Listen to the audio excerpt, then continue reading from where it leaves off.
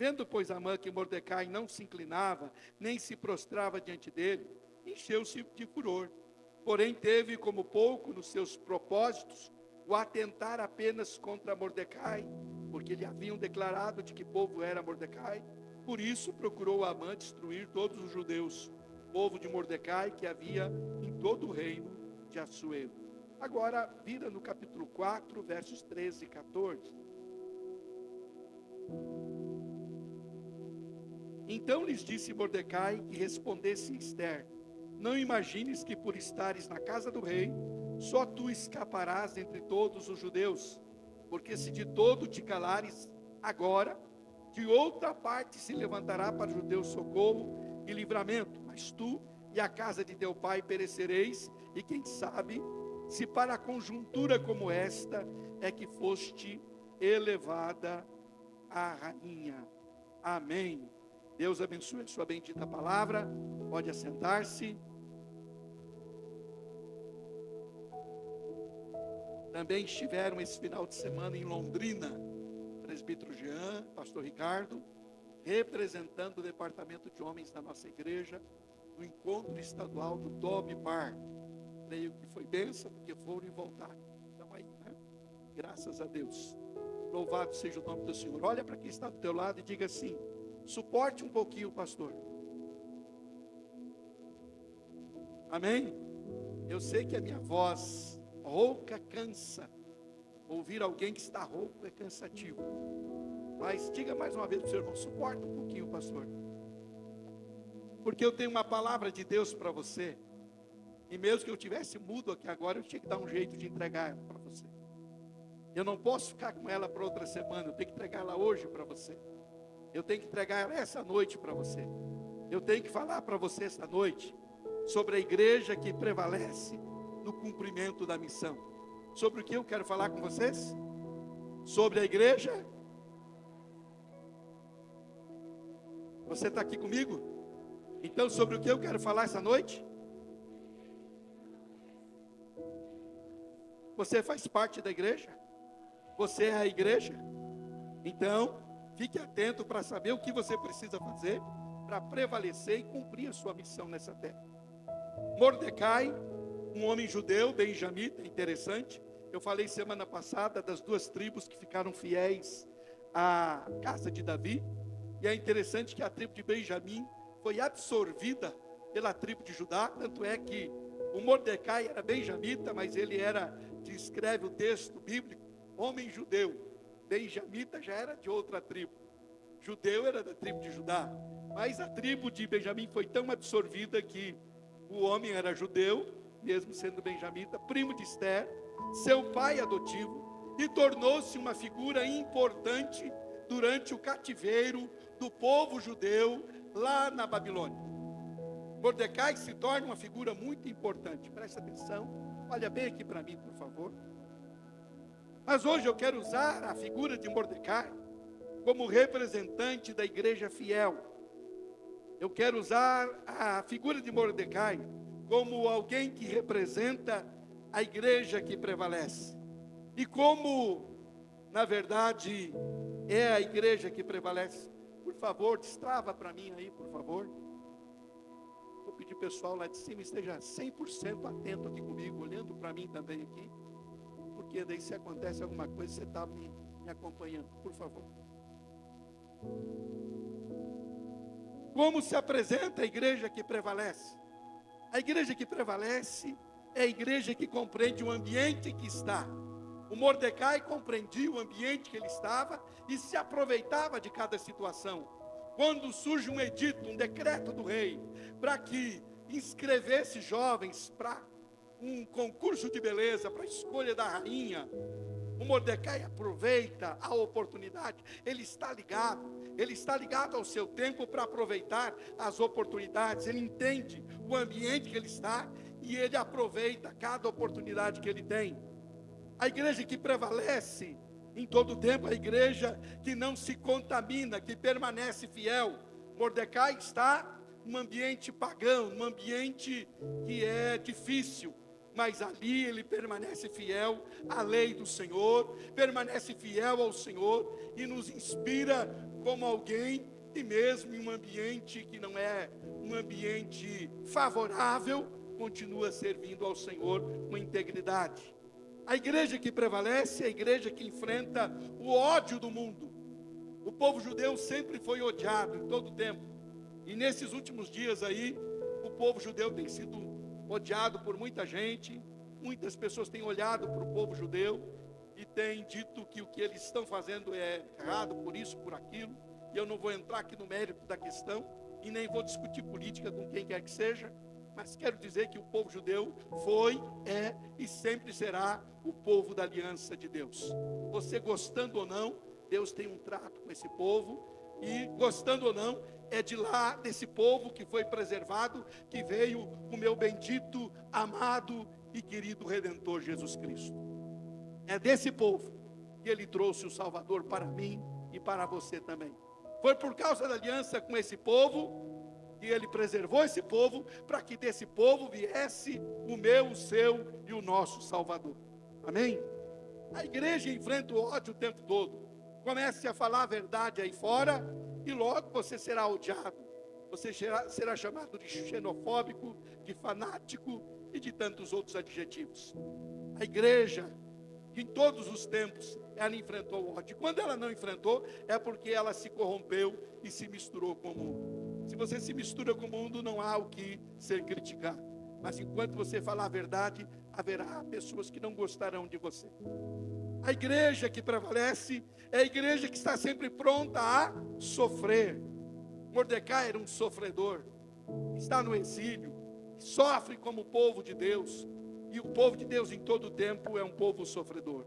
No Antigo Testamento, queridos irmãos, nós encontramos muitos representantes notáveis dessa igreja, que lá no Antigo Testamento, ela é o povo judeu, o povo hebreu. Nós vamos encontrar José em sua trajetória em meio ao sofrimento. Vamos encontrar Moisés em sua trajetória em busca de descobrir quem ele era e qual era o seu propósito de vida. Vamos encontrar um Elias que luta contra a idolatria. Vamos encontrar um Daniel que, em meio à civilização extremamente pagã e materialista, persevera e permanece fiel. A lista seria muito grande, mas somente esses, com seus conflitos e suas histórias de superação, já servem de modelo de uma igreja que sempre foi fiel. Amém? No Novo Testamento, começando com Estevão, a história da igreja que sempre prevaleceu contra as trevas é a história de sementes de fé que foram regadas com sangue e com muito sangue. Apóstolos, pais apostólicos, que é a segunda geração depois dos apóstolos, e pais da igreja, que é a terceira geração depois dos apóstolos. Apóstolos, pais apostólicos, pais da igreja, todos eles pagaram muito alto para manterem a sua fé em Cristo Jesus e para ser a igreja que prevaleceu no seu tempo, ou seja, para cumprir o propósito de Deus. Na Idade Média, nós temos uma igreja que se desviou, mas ainda sempre houve um remanescente fiel, e os nomes também não são poucos: Jerônimo Savonarola, John Hus, John Wycliffe, John Bunyan e milhares de cristãos que representam uma igreja que nunca sucumbiu, mas sempre prevaleceu, e ela continua prevalecendo para a glória de Jesus. E eu quero chamar você esta noite. Se você não tem feito parte da igreja que prevalece, eu quero chamar você a fazer parte da igreja que prevalece. E quais são as características da igreja que prevalece? Vamos aprender algumas verdades, algumas lições sobre a igreja que prevalece na missão. Quais são as características da igreja que prevalece na missão, tendo como figura Mordecai, como um representante do povo que permanece fiel em todo o tempo. Primeira característica que eu destaco é que a igreja que prevalece na missão, ela não se curva diante do sistema. Repita comigo: não. Vamos dizer mais forte.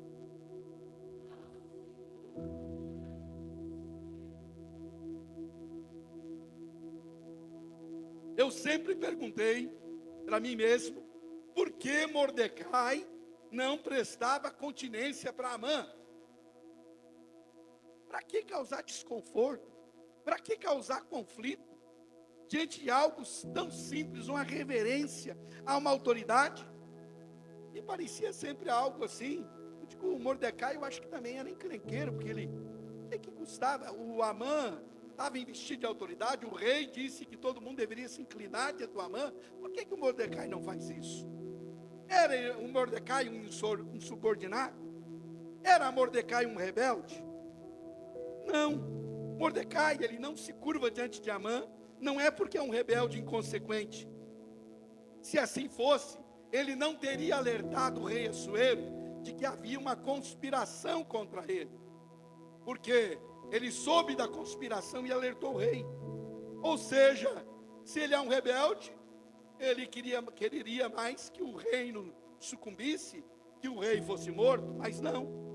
E aí o Espírito Santo trouxe ao meu coração a seguinte verdade. Essa semana, estudando esse texto, o Espírito Santo trouxe ao meu coração a seguinte verdade: Mordecai não estava se curvando ao sistema. Eu digo, Espírito Santo, é verdade. Mordecai não estava se curvando ao sistema. Mordecai estava posicionado. E não é porque Amã, um inimigo do povo de Deus, assumiu o controle, que ele iria se curvar para poupar a sua vida. Amã, como descendente dos amalequitas, não era uma pessoa boa, era mau, maquiavélico. E Mordecai poderia se curvar para não correr risco de vida, mas ele preferiu permanecer firme em seus princípios e em seus valores. E o Espírito Santo falou muito ao meu coração, dizendo: igreja que prevalece não se curva diante do sistema. Igreja que prevalece, ela permanece em pé, mesmo quando tentam lhe encurvar. Nós, como igreja, não podemos fazer qualquer tipo de aliança com o sistema que aí está. O mundo jaz no maligno.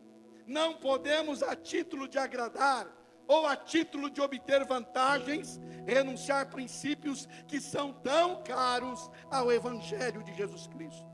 Mas, pastor, do que você está falando? Eu vou dar 2 exemplos citando o apóstolo Paulo na Bíblia. O primeiro exemplo de Paulo que eu dou é que em Éfeso ele enfrenta a fúria de uma multidão. E se você ler o capítulo 19 de Éfeso, você vai descobrir que a fúria que ele enfrenta é porque os ourives da cidade, os fazedores de santinho, estavam perdendo, porque não vendiam mais santinho, porque o povo estava se convertendo ao Senhor Jesus. E povo que se converte a Jesus abandona a idolatria. Amém, irmão? Povo que se converte a Jesus não é idólatra. E aí o povo começou a abandonar a idolatria, a deusa Diana. E aí o ourives Demétrio faz um levante, e as pessoas, se pudessem, matariam Paulo naquele dia. Mas Paulo não abriu mão de continuar pregando. Quem sabe, se fosse algumas igrejas dos nossos dias, faria uma abertura e quem sabe inseriria no seio da igreja o chamado sincretismo religioso. Gente, o que é que tem? Vamos trazer para cá, não vai fazer mal, carregar um santinho no bolso, o que é que custa? É cultural, a cultura da cidade é essa, a cultura da cidade é a cultura de adoração a Diana dos Efésios, tem até o templo delas, hein? Paulo não abriu mão para se curvar diante do sincretismo religioso, e isso é importante nós aprendermos, né? Tem muita gente abrindo mão de princípios e se curvando ao sistema para poder, né, de alguma forma, obter algum tipo de vantagem. Segundo exemplo do apóstolo Paulo, é em Cesareia. Se você ler a Bíblia, você vai descobrir em Atos dos Apóstolos que Paulo ficou 2 anos preso em Cesareia, primeiramente sob o Félix e depois sobre Festo. E diz o texto sagrado que o Festo não soltou Paulo, embora sabedor, embora vendo que ele era, na verdade, acusado injustamente, ele era inocente, mesmo sabendo disso, diz o texto bíblico, que Festo não soltou, porque esperava ganhar algum tipo de suborno, que Paulo oferecesse dinheiro para ser solto. Como Paulo não ofereceu dinheiro para o Festo, continuou preso.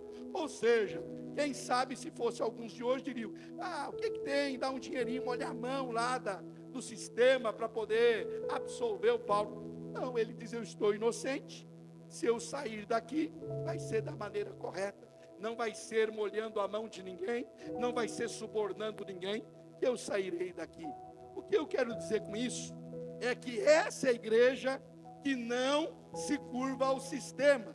Ela não se torna sincretista, ela não se adapta aos jeitinhos brasileiros, não. É a igreja que diz: o certo é certo, o errado é errado. Portanto, a igreja que prevalece é a igreja que não se curva. Mas isso todo mundo faz. E você já cansou de ouvir da sua mãe, quando criança, que você não é todo mundo, não é verdade? Então, meu querido irmão, minha irmã, a igreja que prevalece não se curva ao sistema. Todo mundo está fazendo, pastor, e eu lá com isso, com todo mundo. E eu lá tenho a ver com todo mundo. Eu tenho um compromisso com a palavra de Deus e com o Deus da palavra. E é esse o compromisso que a igreja que prevalece precisa ter. Amém? O Mordecai não se curva, não é porque ele é insubordinado, é porque Amã representa o lado mal do sistema, o lado ruim do sistema, e ele não se dobra ao sistema. Ele morre, mas não se dobra ao sistema. Ele se propõe a morrer, mas não se dobra ao sistema. Igreja que prevalece não faz acordos com quem quer que seja para facilitar a sua vida. Ela continua pregando o evangelho, custe o que custar. Continuamos pregando aqui desse púlpito que pecado se chama pecado, que vícios são pecados, homossexualismo é pecado, e qualquer tipo de pecado é pecado, conforme a Bíblia diz que é pecado. Goste ou não goste, nós continuamos falando e não nos dobramos ao sistema para agradar quem quer que seja, ou para não ficar mal com esse ou com aquele. A igreja que prevalece, ela paga o preço, mas ela continua de pé em nome de Jesus. Amém? Mas a igreja que prevalece, ela tem uma segunda característica. Ela não faz o que é correto para obter alguma recompensa. Vamos ver juntos, bem alto? Ela não faz o que é correto para obter alguma. Para você não esquecer, diga mais uma vez.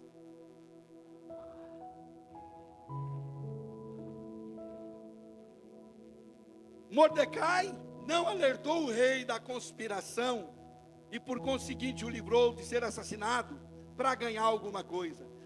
Chegou a minha chance, agora eu vou ganhar alguma coisa, contando para o rei dos seus súditos que querem lhe assassinar.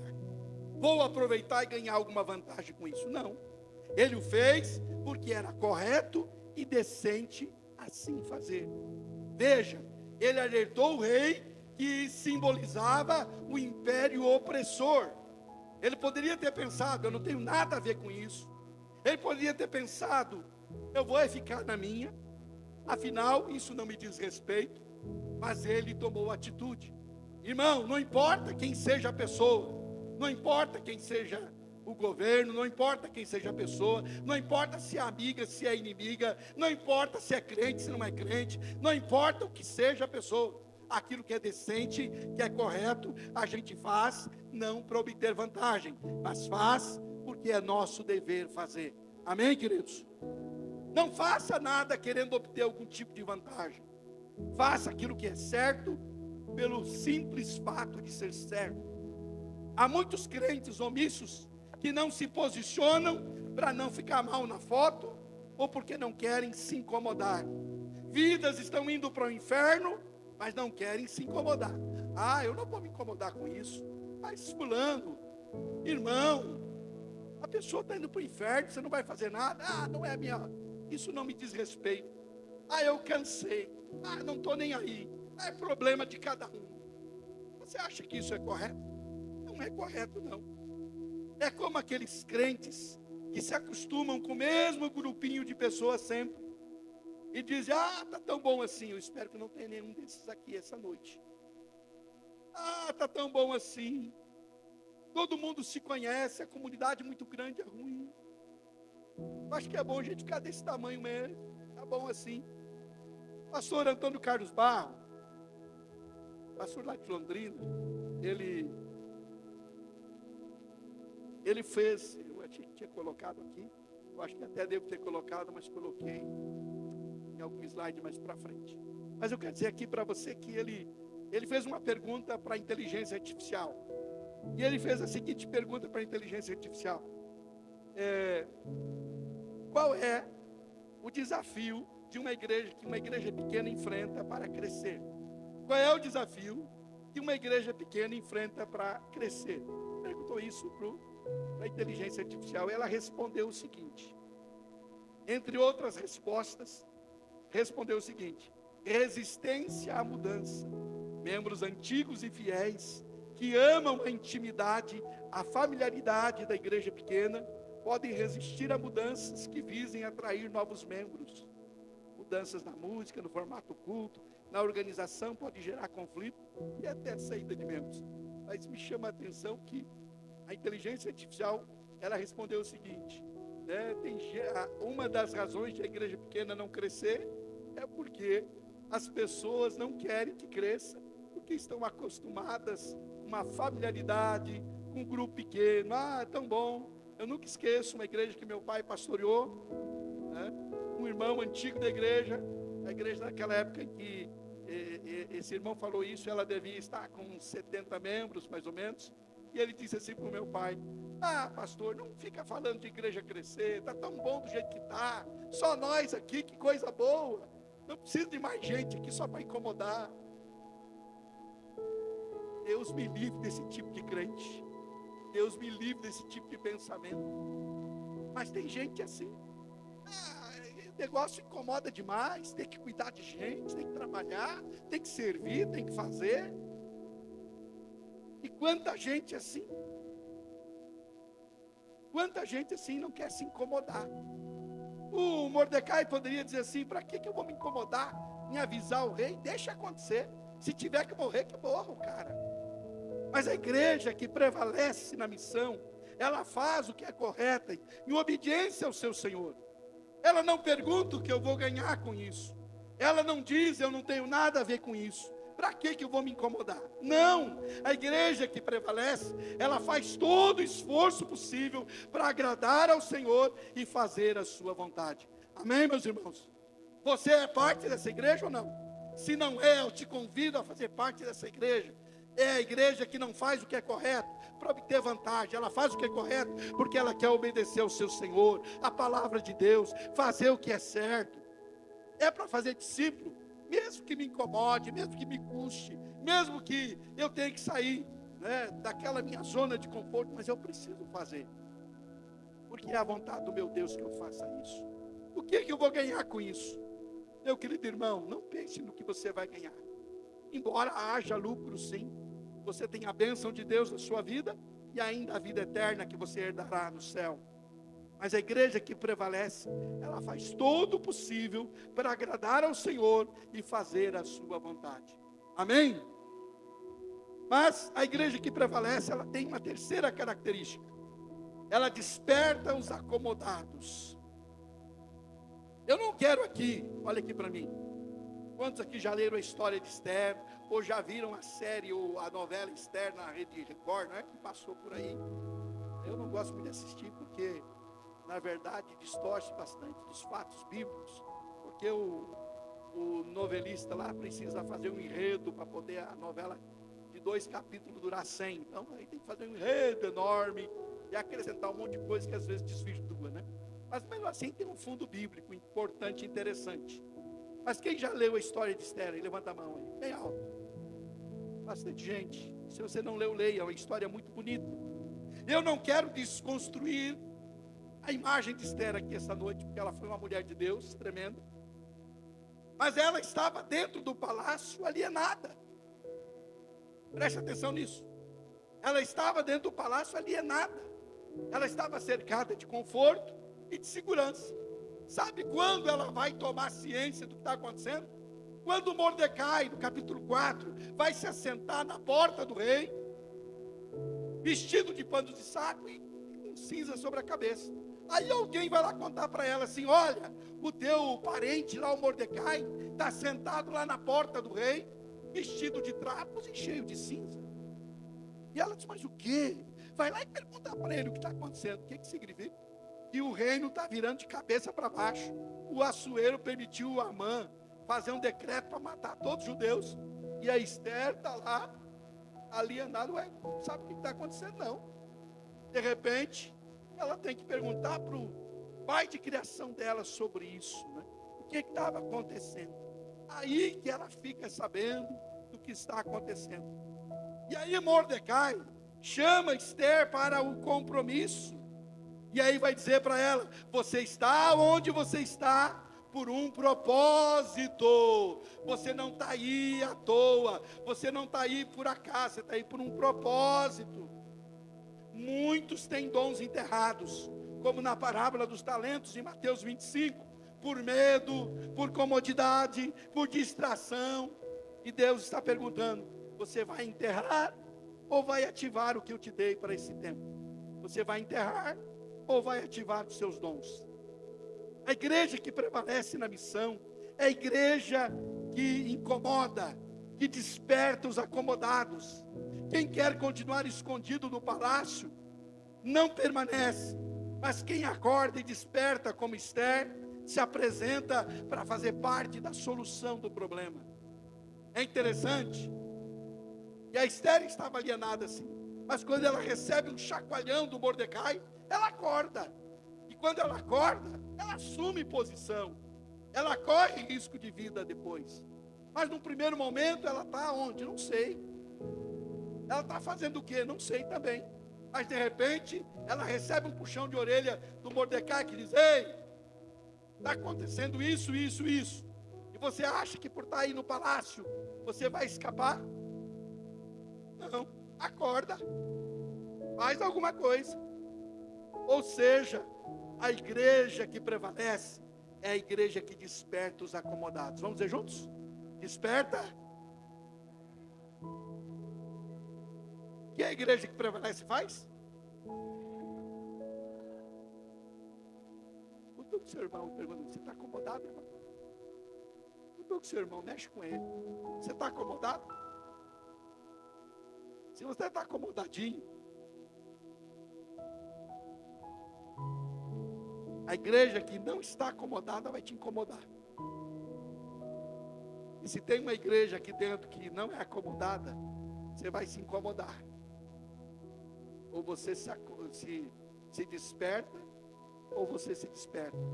Mas não pode enterrar talento, não pode ficar escondendo, não pode ficar achando que é para os outros fazer, não é para mim. Tem aqueles que eu já digo sempre que acham que já fizeram bastante, né? Eu já trabalhei muito, agora é para os novos. Você não trabalhou muito, coisa nenhuma. Por que eu posso afirmar isso? Porque você está aqui ainda. O dia que Deus achar que você trabalhou muito, Ele te recolhe, porque daí você não tem mais serventia. Você não serve mais para nada. Você cumpriu o papel que você tinha, o propósito. Vai dizer: Joãozinho, pronto, acabou, sobe para cá. Não importa se tem 15 anos, 20, 30, 50, 100. Terminou seu propósito, acabou para você. Você fez o que tinha que fazer, teve as oportunidades que tinha que ter. Chegou, pronto. Então, se você está vivo ainda, é porque Deus tem um propósito para a sua vida. Eu creio assim. Enquanto alguém está vivo, é porque Deus ainda tem um propósito para a vida dessa pessoa. Amém? Então diga para o seu irmão: Deus ainda tem um propósito para você.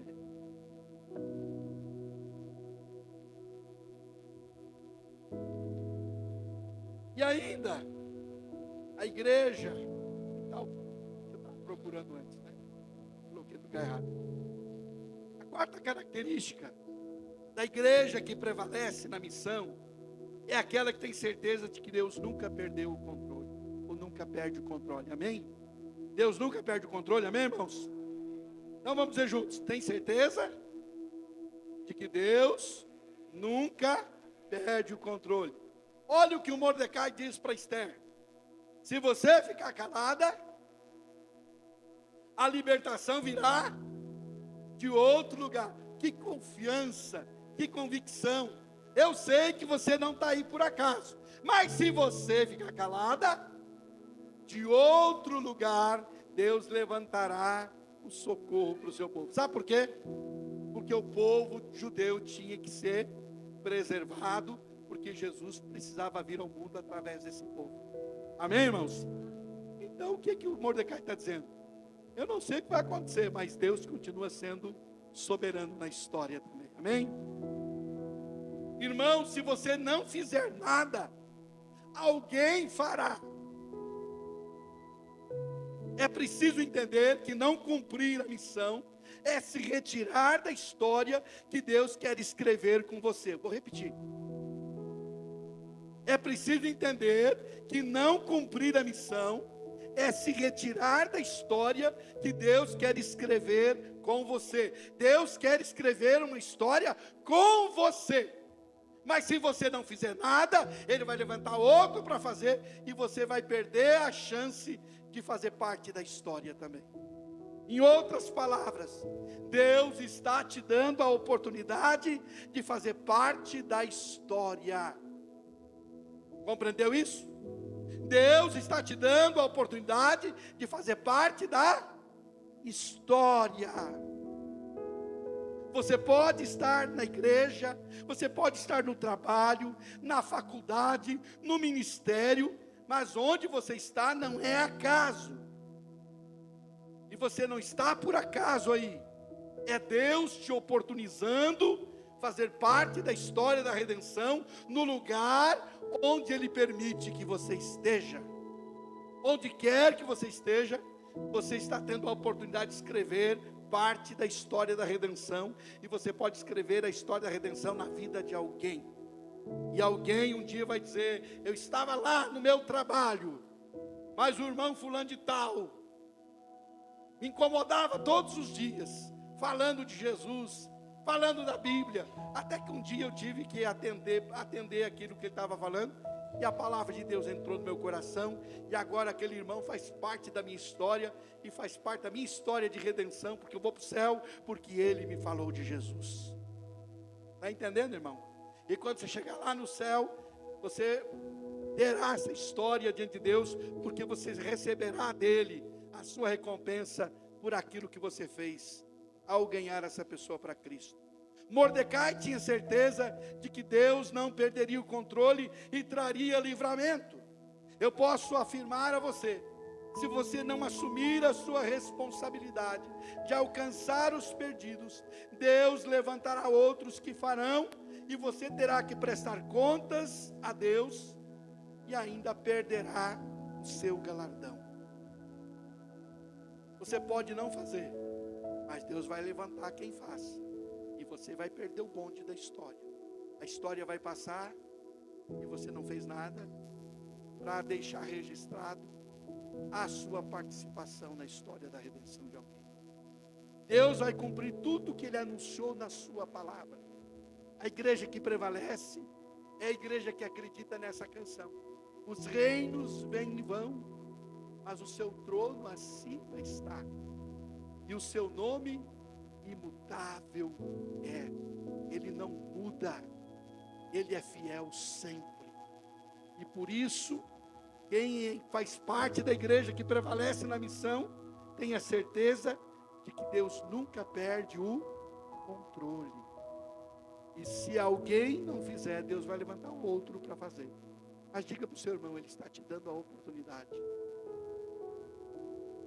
Ele está te dando a oportunidade de fazer. Em nome de Jesus. Quero concluir essa palavra dizendo para você que Mordecai é uma figura da igreja que prevalece em meio aos principados e potestades que atuam nesse século, nesse mundo. Mordecai é uma figura da igreja que faz a diferença, mesmo em meio ao caos.